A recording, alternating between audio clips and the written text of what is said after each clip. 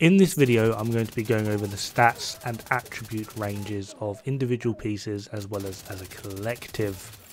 Then hopefully giving some insight as to what you should prioritize. Welcome to Did You Know?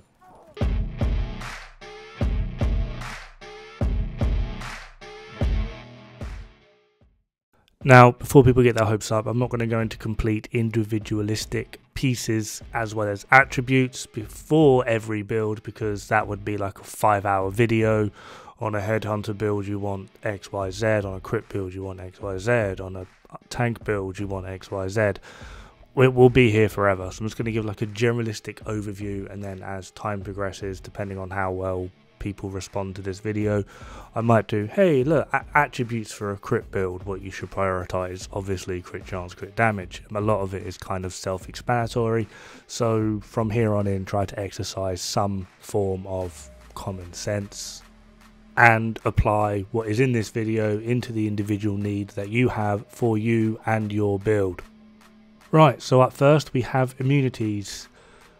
The immunity status that is inflicted upon you and the percentage that you will need to be of Hasbro or that specific type to be immune. Bleed is 93.8, blind/deaf is 91, burn is 91.4, disorient is 93.8, disrupt is 95.8, ensnare 93.8, poison 89.2, shock 86, pulse 100, although this apparently has a different reaction in DZ, don't quote me, and napalm, that is that lovely stuff that basically ensnares you and sets you on fire, is 88.9.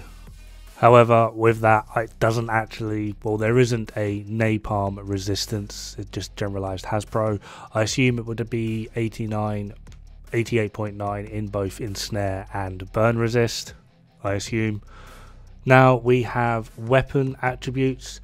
Every weapon will come with a core attribute of that weapon's type specific damage, which is a max of 15.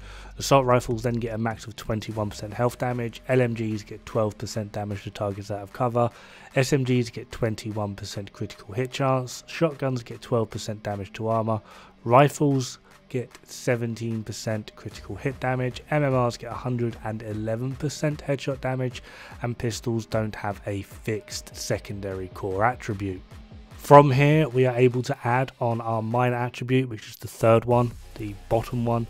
6% damage to armor, 9.5 crit chance, 9.5 health damage, 10% damage to targets out of cover, 10% headshot, 10% critical hit damage, 12% reload speed, 12% stability, 12% accuracy, 24% optimal range, 12.5% magazine size, 5% fire rate, and 15% swap speed.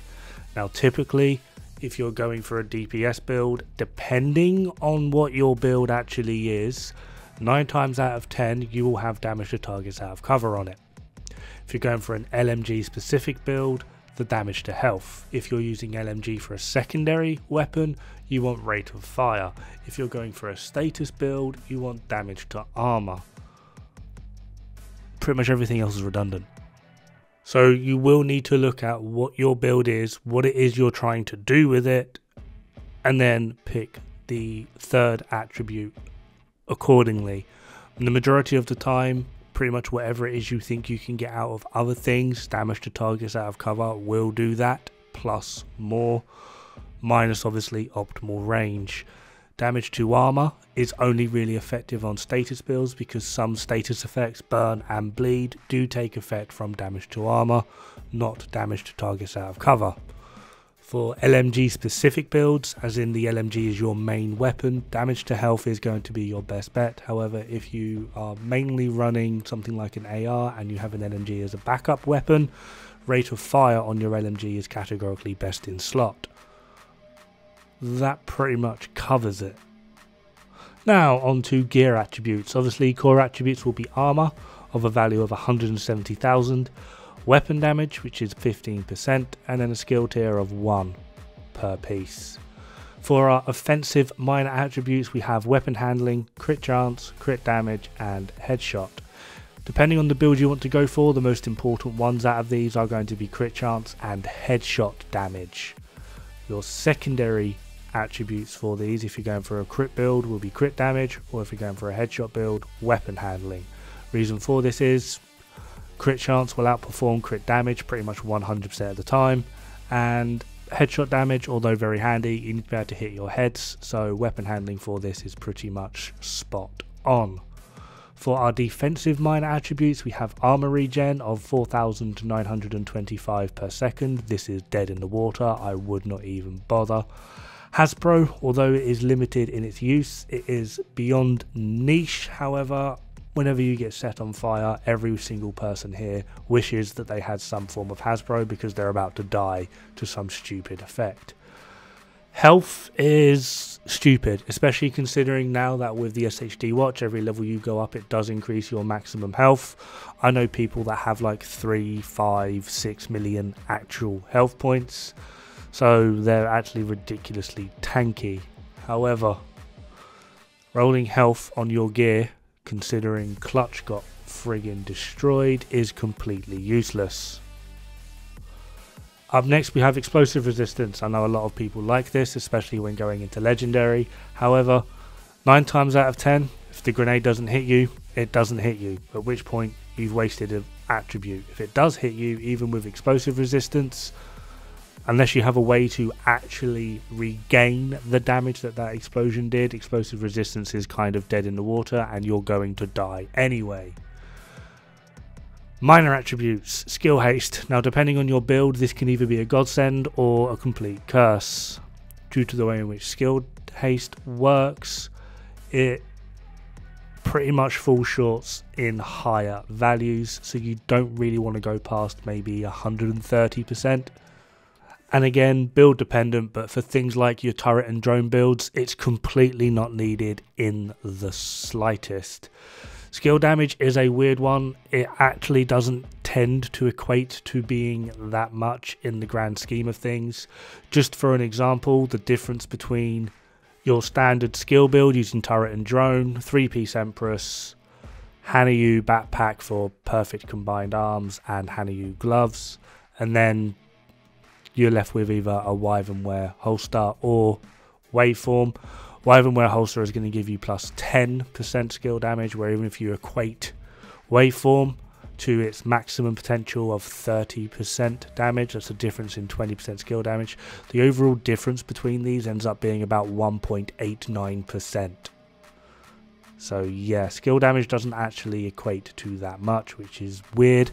However, there we go. Repair skills, depending on how you want to go about it, is either really handy or really redundant. If you're using something like the repair chem, repair skills isn't actually that much, simply because of the way in which the repair chem actually works. However, if you're using it for yourself, incoming repairs does actually do a lot more, though that's not on this list. But overall, repair skills is pretty handy. I just wouldn't invest that much into it. And lastly, we have status effect. Status effect is actually ridiculously powerful. Not only does it increase the amount of damage that the status itself will do, it also increases the duration in which that status will be doing that damage. Now, if any of you are MMO players, you know the power of DOT, or damage over time. It's not just about dealing as much damage as possible, it's increasing the duration in which you're able to deal that damage. So yeah, status effect is a little bit silly. Now, before we get into the mods, I need to show you what I meant by the crit chance, crit damage thing, simply just because some of the most prevalent mods you get in any build will be crit chance, crit damage. So here we have, they're both the exact same build, minus the top one has 60% crit chance and only 30% critical hit damage, where the bottom one has 10% crit chance and 150% critical hit damage. And hopefully you can see the fact that the one with 60% crit chance and only 30% critical hit damage does have a higher DPS rate. Admittedly, not by much, it's a completely made up build, it's bogus. However, this will be true for pretty much 99.9% of the time, and it will hopefully convince as well as show you that crit chance is generally more important than crit damage. So for pretty much any build, really, as long as you're going down the crit route, get yourself to as close to 60% as possible. There are some caveats to this. Are you in a group with someone running coyotes? Are you running coyotes? Etc, etc. However, 60% crit chance on a crit build should be your priority, and then put the rest into critical hit damage. Don't prioritize crit damage. If anything, forget about crit damage until you are at, I would argue, generally 50% crit chance or higher. So now we have the mods. So offensive mods, we've got crit chance, crit damage and headshot. The most powerful out of all of these is headshot, simply just because in order to do damage with crit chance, you will need crit damage eventually. In order to do crit damage, you need a decent crit chance, so they're kind of codependent. Headshot just means hit their head. For defensive, we have protection from elites, which is immensely powerful as long as you're able to balance it on the correct build.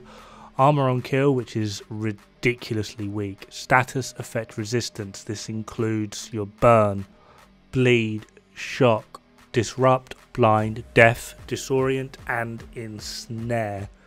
Pulse resistance. This is mostly useless unless you're doing PvP, from which I understand is pretty much near enough a requirement. Incoming repairs is actually ridiculously powerful, especially when it comes at 20%, and for most solo, even in group play, you won't need more than one mod of this. Last but not least, on the mods we have skills, which is skill haste, skill duration and repair skills. Skill haste again is really powerful. I wouldn't suggest going over like 130% skill haste. However, for some builds it's actually completely not required, and depending on how you build, you can completely forego skill haste altogether. Skill duration is actually a really weird one. I don't really see it get used on anything other than like oxidizer builds, and on oxidizer builds it's actually ridiculously powerful, and I would actually suggest skill duration on an oxidizer build over skill haste, unless of course you're planning on rapidly changing your build to suit your situation, in which case skill haste would be more prevalent. For repair skills, again, this pretty much has the exact same as the attribute. It is very powerful, coming in at 20%. Again though, is it really required for the build you're actually using / making? Simply just due to the simple fact of most skills that heal you heal enough anyway. Now, the next thing on the list is skill efficiency, and I swear to God, every time I look at this spreadsheet, this changes. Apparently, there is a bug with skill efficiency. I don't know where it's come from. I actually haven't looked at this in some time. However, I've recently, I say recently, I actually can't remember when, in recent memory, really, done a video explaining skill efficiency, and I stated that it will give 1% to literally everything, minus skill haste, in which case it gives 2%. Apparently this is a bug. It shows it's giving you 2%, but it's not actually giving you 2%. So the spreadsheet I'm using for all of this has now recently been updated, and it is now showing skill efficiency as follows. So skill efficiency, 1% of skill efficiency will give you 1% skill damage, 1% skill haste, 1% skill duration, 1% skill health, 1% skill repair and 1% status effect. This is an immensely powerful stat. It's probably the most powerful stat in the game. If only skill builds were more viable in endgame. Cue the skill build players coming out of the woodwork. I only wish there was armor efficiency that gave 1% armor, 1% armor regen, 1% armor on kill, 1% Hasbro. That would be amazing. And then weapon efficiency, which gave 1% damage, 1% reload, 1% accuracy, 1% stability. That would also be amazing. I kind of feel like they've opened the floodgate on skill efficiency. It is immensely powerful. Put it in where you can. This is why 3-piece Empress on pretty much 99.9% of all skill builds is literally chef's kiss, just because 10% skill efficiency is just ridiculously worth it in every way, shape or form. And lastly, we have Keena's watch. A maxed out watch will give you 10% weapon damage, 20% headshot, 10% crit chance, 20% crit damage, 10% in total armor, 10% in total health, Hasbro 10%, explosive resistance 10% skill damage, repair, haste, and then 20% skill duration. And then for utilities it gives 10% reload, 10% accuracy, 20% ammo, and 10% stability. In terms of priorities, I would suggest you go for crit chance on offensive, armor on defensive, repair skill on the attribute, and then either stability or accuracy on your utilities, and then work it from there. For your last ones, when it comes to offensive, I would go for headshot unless you are some sort of headshot monster, simply just because this is a native stat for most weapons, and depending on what weapon you're using, it can be beneficial or it can be not that needed. If you're planning on going sniper throughout, obviously do headshot first, common sense required. For defensive attributes, regardless, health last, it doesn't actually matter. For skill attributes, do skill damage last, unless you're planning on just going skill build throughout. 10% skill damage is barely 0.5% in overall performance on your skill build. For utility attributes, ammo I would suggest being last. There are plenty of ammo boxes, enemies drop ammo. Yeah, go for ammo last. Anyway, that is all the attributes in the game, as well as their maximum ranges. Depending on how people like this, I mean, I kind of feel like this is a bit of a redundant video because you can just go into your recalibration bench and just see all these stats at max anyway. But it's something that I was asked to do. I shall oblige. Yeah, have fun, good luck, don't die. It's bad for the health.